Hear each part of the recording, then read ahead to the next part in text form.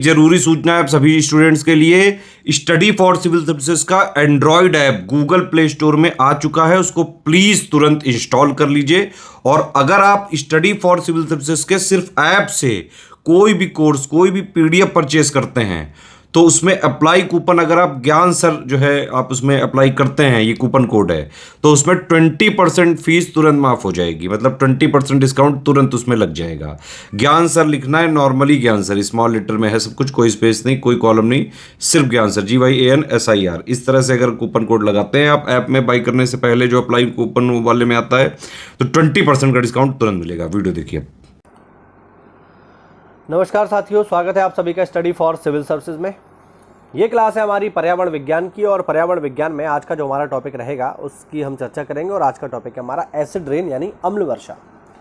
Paper में इस topic से नॉर्मली सवाल आपको देखने को मिलते ही हैं। अम्ल वर्षा क्यों होता है, किसकी वजह से होता है, क्या क्या नुकसान है, वो सारी चीज़ें पेपर में अक्सर करके पूछी जाती हैं।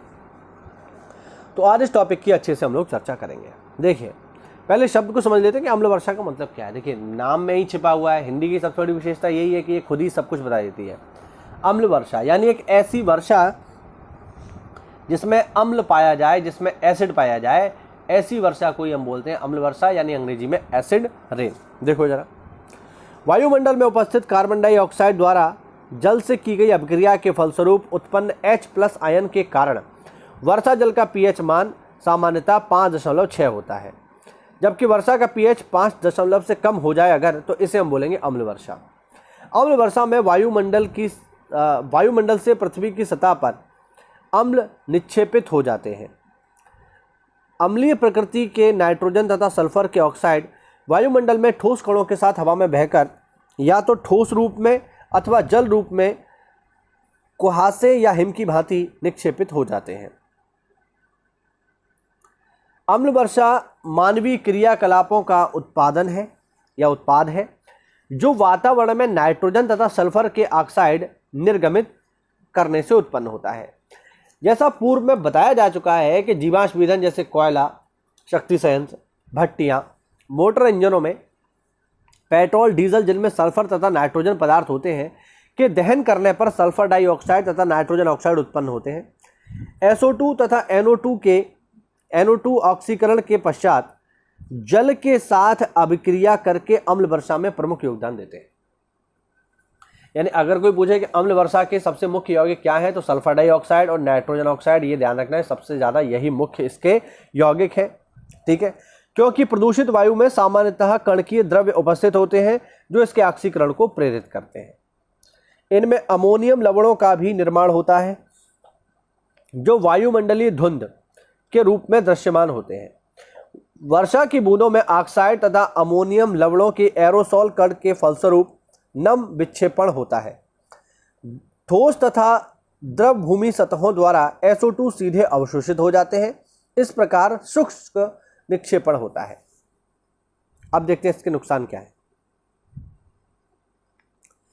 अम्ल वर्षा कृषि, पेड़ पौधों आदि के लिए हानिकारक है, क्योंकि यह इनकी वृद्धि के लिए आवश्यक पोषक तत्वों को घोलकर पृथक कर देती है। यह मनुष्यों तथा जानवरों में श्वसन अवरोध उत्पन्न करती है। जब यह सतही जल के साथ बहकर नदी तथा झीलों में पहुंचती है तो जलीय परिस्थितियों को पौधे तथा जंतुओं जलीय पारिस्थितिकी तंत्र में पौधे तथा जंतुओं के जीवन को प्रभावित करती है।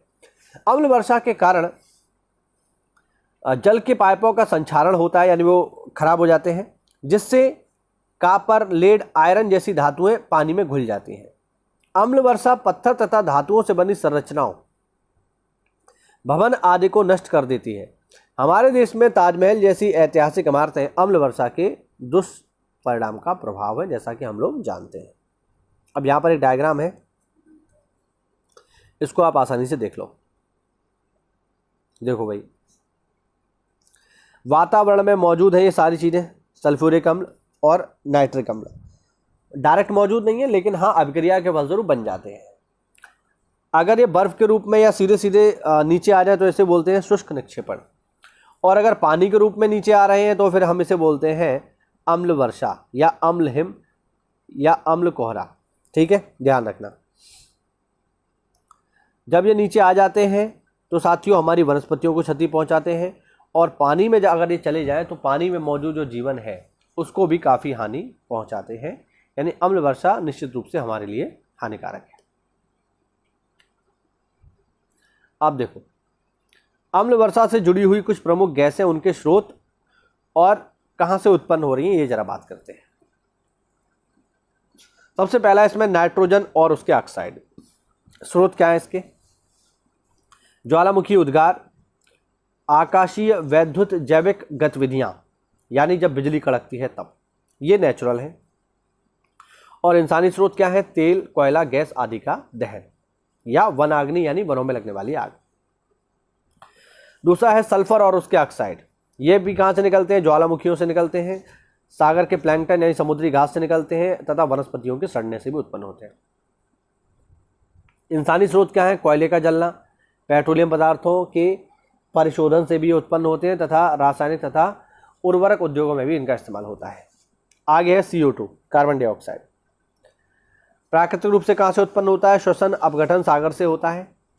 और मानव निर्मित स्रोत कौन से हैं? वनोन्मूलन, यानी वनों को जब हम काटते हैं तो, या औद्योगिक प्रक्रियाओं द्वारा जीवाश्म ईंधनों के जलने से उत्पन्न होते हैं। और ये हमारे पर्यावरण के लिए, इंसानों के लिए, जीव जंतुओं के लिए, पेड़ पौधों के लिए बहुत ज़्यादा नुकसानदायक है। तो ये हमने समझा आज की क्लास में कि क्या होता है साथियों अम्ल वर्षा। उम्मीद करता हूँ आपको ये फैक्ट समझ में आए होंगे और एग्जाम में इन्हीं फैक्ट से आपसे सवाल पूछा जाएगा। मिलते हैं साथियों अगली क्लास में, तब तक के लिए जय हिंद, जय भारत, वंदे मातरम।